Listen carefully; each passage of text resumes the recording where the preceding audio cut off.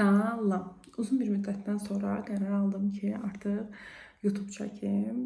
Baxmayaraq ki, bu mənim artıq 6-cı YouTube videomdur. Amma mən hər dəfə burada oturanda və hər dəfə bu kameranın qarşısına keçəndə həyəcanlanıram. Düzdür, əslində öncədən mövzular hazırlanmış olur. Bilirəm ki, YouTube çəkəcəm və nə haqqında danışacağam. Amma yenə də hər dəfə insan həyəcanlanır. Bugünkü mövzumuz biraz popülərləşən bir mövzudur. Hansı ki, son dönəmlərdə psixologiya inkişaf elədi və artıq hər kəs tərəfindən müəyyən qədər bilinməyə başladı və insanlar tərəfindən artıq videolar paylaşıldı. İstər baza təhsili psixologiya olanlar, istər baza təhsili psixologiya olmayanlar və insanlarda artıq travma məsələsi yarandı ki, mənim travmalarım var. Mənim yaşadığım hər şey travmalarımdan asılıdır və s. İstəyirəm bundan biraz danışım, bu mövzudan danışım. Çünki istər Instagram olsun, istər TikTok olsun, bütün platformalarda bu videolar qarşıma çıxır və düzgün olmayan bəzi məlumatlarla qarşılaşıram, hansı ki, bu insanlara ötürülür. Əslində insan olaraq nəyi izləyib, nəyi izləməməyimiz bizdən asılıdır ki, biz onu analiz edirik ki, bu məlumat düzdür ya yox. Çünki bugünkü yaşadığımız dövrdə informasiya çoxdur.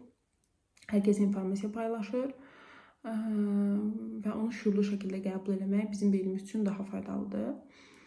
Gəldik travmalara. Ümumilikdə travmalar iki hissəyə bölünür. Böyük T travmalar və kiçik T travmalar. Böyük T travmalar ölkəyə, ölkələrə, dünyaya aid olan bir şeydir. Məsələn, 2-ci Dünya müharibəsinin baş verməyi, təbii fəlakətlərin baş verməyi, hansı ki, bu bir və ya bir neçə ölkəni əhatə edir, daha çox insanlara təsir edir, onların yaddaşlarında qalır və s. Amma kiçik T travmalar bizim özümüzə məxsus olan bir travmadır. Mənim həyatıma, sənin həyatına, bizim xüsusi fərdi yaşadığımız və fərdi psixoloji xüsusiyyətlərimizə əsasən onu travma qəbul etməyimizdir. Çünki heç də yaşadığımız hər çətinlik, hər pis situasiya bizim üçün travma olmur. Biz onu elə qəbul eləmirik yəni. Və gəldik bu suala ki, bugün yaşadığımız hər uğursuzluğun, hər səhvin, hər belə deyim də mənfi şeylərin səbəbləri travmalardanmı qaynaqlanır, travmadırmı? Təbii ki, yox. Çünki yenə deyirəm, beyin yaşadığı hər şeyi travma olaraq algılamır, qəbul eləmir. Ta ki, sən ona o siqnalı verənə qədər.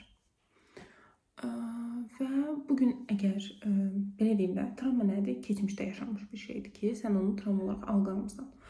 Amma keçmişini dəyişmək də sənin əlindədirmi? Təbii ki, hə. Bəzən bunu fərdi biz eləyə bilirik, bəzən mütəxəssis köməyə alaraq bunu həyata keçirdirik. Çünki heç də həyatımızda yaşadığımız hər şey keçmişlə bağlı deyil. Tamam, çox dərindirsə və biz onu aşa bilmiriksə, yəni artıq ortada psixoloji bir kənara çıxma varsa, hər hansı bir patologiya yaranmaq üzrədirsə, bunun kökü təbii ki, keçmişdir, təbii ki, indiki yaşadığı situasiyadır. Amma normal yaşantımızda, normal hər hansı bir problem deyim də, belə deyim, qarşılaşdığımız çətin bir situasiya, problem, artıq patologiya olmayan normal həyatdan gedir söhbət.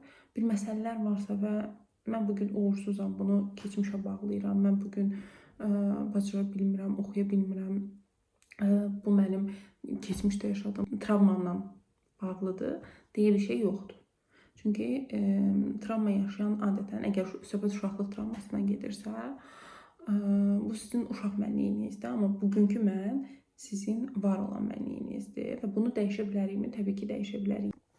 Daha çox bunu mütəxəssis vasitəsilə dəyişirlər, çünki orada bəzi texnikalar var, hansı ki 5 seansa, 10 seansa, 15 seansa bunu həll eləmək olur, məsəl üçün də yəni. Amma ki, mən seans almağı da qəbul eləmirəm, həyatımdan da narazıyam, artıq qurban psixologiyasındayım və oturub hər şeyi keçmişimdə mən bunu yaşamışam, ona görə bugün beləyəm və bu situasiyanı dəyişmək üçün heç nə eləmirəm demək. Artıq bu, məncə, biraz insanın fərdi qabiliyyətlərinə də daxildir ki, oradakı fərdi qabiliyyətlərinin inkişaf edilməsindən orada göstərir ki, artıq sən özünü inkişaf elətdirməlisən. Və sən ümumiyyətlə bu situasiyanı dəyişmək istəmirsən. Məsəl üçün, insanlar bunu dəyişmək istəmir. Bu kimi hallarda, hətta bəzən belə bir kənara çıxma da olur ki, böyükdür, baxırsınız, yəni artıq yetkinlik yaşına çatmış bir insandır, yəni 18-dən yuxarıdır. Sadəcə seansa gətirilib, məcbur gətirilib və sadəcə onu sübut eləmək istəyir ki, artıq mənə mütəxəssisin belə köməyi dəymir.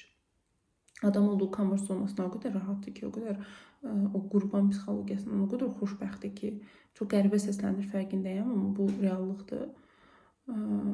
Heç bir şəkildə artıq seansa da kömək eləmir, mütəxəssisə də kömək eləmir və dəyişmək də istəmir. Və bu halda biz psixoloqların artıq edə bildiyi bir şey yoxdur. Çünki seans elə bir prosesdir ki, 50-50%dir. 50% biz mütəxəssislər, psixoloqlar yol göstəririk, texnikalar tətbiq edirik. Amma əgər danışan onu eləmirsə, bizə dəstək göstərmirsə, heç bir halda yol qət edə bilmir. Bəs sual çıxır ki, ortaya mən başda dedim ki, beynimiz hissdə hər şeyi travma olaraq qəbul eləmir. Tamam. Bəs beynimiz nəyi travma olaraq qəbul edir? Önəmli olan sual budur. Beynimiz nəyi travma olaraq qəbul edir? Əgər bir hadisəni bir dəfə yaşamışıqsa və bu bizə fiziki, psixoloji çox zərər verməyibsə, bu yəni travma sayılır. Amma elə hadisələr də var ki, biz onu bir dəfə yaşayırıq, amma o heç vaxt bizim yaddaşımızdan silinmir və bizə həm fiziki, həm deməli, psixoloji olaraq çox dərin bir iz qoyur, belə deyim. Məsələn, buna çox çətin də olsa fiziki şiddət ola bilər, təcavüz hadisələri ola bilər və s. Amma uşaq vaxtı valideynim mənə səsinin tonunu qaldırmışdı. Mən buradan travma aldım. Yəni bu çox da yəni travma olaraq qəbul olunmur. Yenə deyirəm, travmanın da şiddəti, ölçü vahidi və dəyərləndirilməsi var. Amma məsələn, hər gün dəcəlik eləsəm də ya da eləməsəm də, anam məni və ya atam məni fərq yoxdur. Qaranlıq bir otaqda saxlayırdı və bu davamlı olaraq davam edirdi və artıq mənim sxemlərimə yazılırsa, bəli, bu travmadır.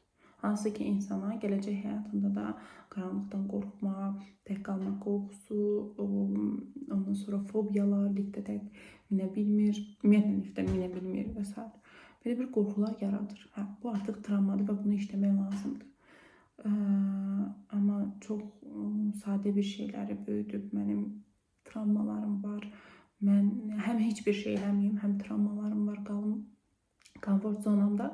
Təbii ki, öyle bir şey çox da mümkün deyil. Məsələn, digər bir qolu da var ki, mən özümü gündəlik həyatda rahat hiss eləmirəm. Bilirəm nələrsə var, amma kimə müraciət eləyəcəyimi bilmirəm. İstəyirəm qısa olaraq buna da bir aydınlıq gətirim. Əgər sizin yəni ortada bir patologiya varsa, söhbət gedir yüksək dərəcə depressiya, yüksək dərəcə təşviş həyəcan pozuntusu, obsessiya və s. Burada artıq ikili getməlidir. İlk olaraq psixiatra müraciət olunur. Çünki bildiyiniz kimi heç bir psixoloq, istər klinik psixoloq, istər konsultant diaqnoz qoymaq kimi, resept yazmaq kimi bir hüququ yoxdur. Ona görə ilkin olaraq klinik təhsili olan, tibbi təhsili olan bir insana müraciət, yəni psixiatra müraciət edirsiniz. Psixiatr düzgün bir şəkildə diaqnoz qoyur. Daha sonra, yəni əgər lazımdırsa, diaqnozdan sonra təbii ki, orada dərman müalicəsi başlanılır və daha sonra bunun paralelində psixoterapevtə, psixoloqa müraciət edirsiniz. Artıq növbəti bir hissədə də terapiyalar başlayır. Həm psixiatrın yazdığı dərmanları, həm seansları düzgün bir şəkildə yerinə yetirsəz, ev tapşırıqlarını eləsəz, artıq müəyyən müddət sonra öz dəyişiminizin şahidi olacaqsınız. Ümid edirəm, çox faydalı bir YouTube videosu oldu sizlər üçün. Öz fikirlərinizi yazarsınız kommentlərə, bir yerdə müzakirə edərik. YouTube videolarında görüşərik.